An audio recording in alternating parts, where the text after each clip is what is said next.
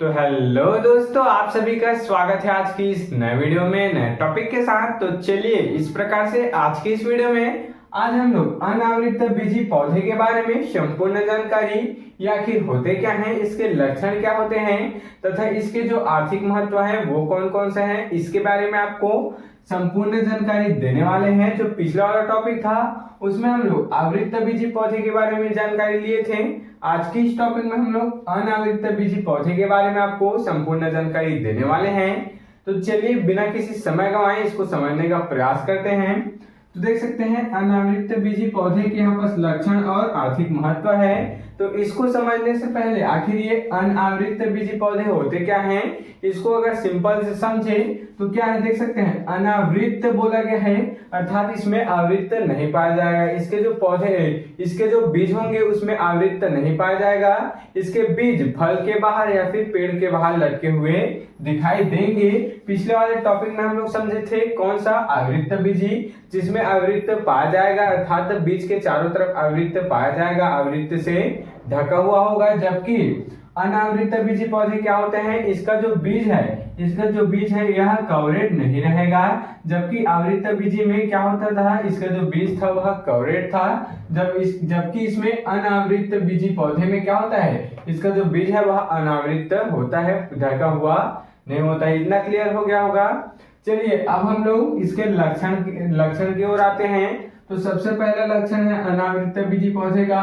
तो इस वर्ग के पौधे प्रायः बहुवर्षीय, यहाँ पर देख सकते हैं एक शब्द है बहुवर्षीय, अर्थात बहुत वर्षों तक क्या होते हैं, ये सर्वाइव करते हैं, वृद्धि करते हैं तथा काष्ठीय होते हैं। काष्ठीय अर्थात अधिकतर ये लकड़ी वाले होते हैं। बड़े बड़े पेड़ लकड़ी वाले होते हैं। काष्ठीय बोला गया अर्थात ये क्या होते हैं, लकड़ी वाले होते हैं। आगे देखेंगे ये मरुद्भिद स्वभाव के होते हैं। मरुद्भिद स्वभाव अर्थात ये कम जल पर, मरुद्भिद स्वभाव अर्थात क्या, कम जल पर उगने वाले जो पादप होते हैं उसको क्या बोलते हैं, मरुद्भिद कह दिया जाता है। और ये जो अनावृत बीजी पौधे हैं ये कैसे होते हैं, ये मरुद्भिद स्वभाव के होते हैं। तो पहला हम लोग समझ चुके हैं कि ये बहुवर्षीय काष्ठीय होता है तथा मरुद्भिद स्वभाव का होता है। चलिए दूसरा लक्षण देखेंगे। तो पौधों में जननांग प्रायः एक लिंगी रूप में होता है। इसमें जो जनन अंग है वह पौधों में केवल एक लिंगी रूप में ही होता है। इतना क्लियर हो गया होगा। चलिए तीसरा लक्षण देखेंगे। इनमें परागण का माध्यम केवल क्या होता है, वायु होता है। अर्थात इसमें जो नर युग्मक है वह मादा युग्मक तक किसके माध्यम से पहुंचता है, परागण की वायु के माध्यम से पहुंचता है। इसी क्रिया को परागण कहते हैं। और ये जो क्रिया है वह केवल वायु द्वारा ही संपन्न होता है तथा इसमें द्विनिषेचन नहीं होता है। देख सकते हैं इसमें द्विनिषेचन नहीं होता, इतना भी लिखिएगा। चलिए लास्ट और चौथा लक्षण देखेंगे यहाँ पर, फिर इसके आर्थिक महत्व को समझेंगे। तो क्या लिखा है यहाँ पर, साधारणतः बहुभ्रूणता पाई जाती है। देख सकते हैं इसमें बहुभ्रूणता अर्थात एक से अधिक, अर्थात कई सारे जो भ्रूण का जब निर्माण होता है तो उसको क्या कहते हैं, बहुभ्रूणता कहते हैं। तो इसमें बहुभ्रूणता पाई जाती है, परंतु एक परिपक्व बीज में केवल एक भ्रूण ही क्या हो पाता है, विकसित हो पाता है। और शेष जो भ्रूण है वह क्या हो जाते हैं, नष्ट हो जाते हैं। देख सकते हैं एक परिपक्व बीज में केवल एक ही भ्रूण क्या होते हैं, विकसित हो पाते हैं। और बाकी शेष जो भ्रूण है वह विकसित नहीं हो पाते हैं, उसका जीवन काल समाप्त हो जाता है, अर्थात वे नष्ट हो जाते हैं। तो इस प्रकार से अब हम लोग अनावृत बीजी पौधे के कुछ जो लक्षण है इसको समझ चुके हैं। अब हम लोग इसके आर्थिक महत्व के बारे में देख लेते हैं।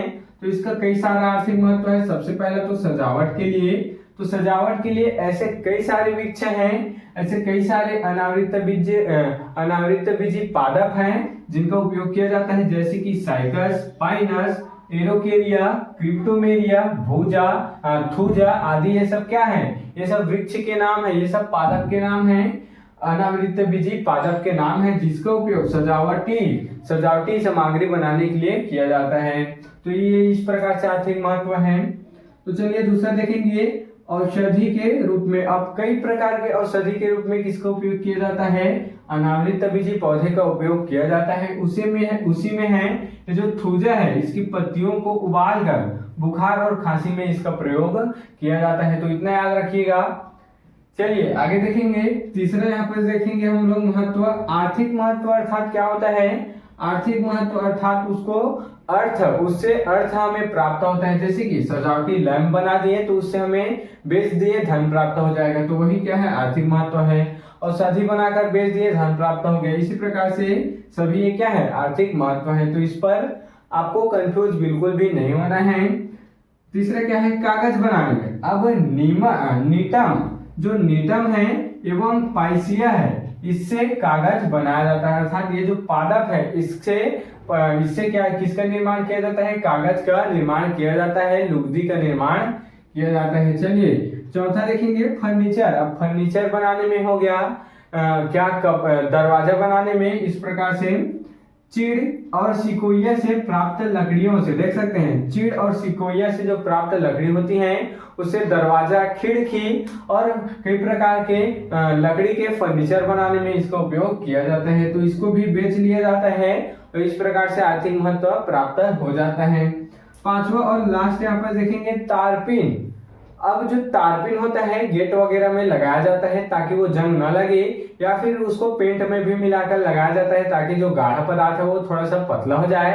तो तारपीन बनाने में भी पाइनस से तारपीन का तेल निकाला जाता है। जो पाइनस है, जो पादप है, इसको आप याद रखिएगा। अगर आपको पूछा जाए तारपीन का तेल किससे बनता है, तो पाइनस है जो कि अनावृतबीजी पौधा है। अनावृतबीजी क्या है? यहाँ पर पौधा है। इससे क्या बनाया जाता है? तारपीन का तेल निकाला जाता है। तो इस प्रकार से आज के इस प्यारे से और छोटे से क्लास में हम लोग अनावृतबीजी पौधे के लक्षण एवं इसके आर्थिक महत्व को भी देख चुके हैं। आप इसके स्क्रीनशॉट यहाँ पर ले सकते हैं।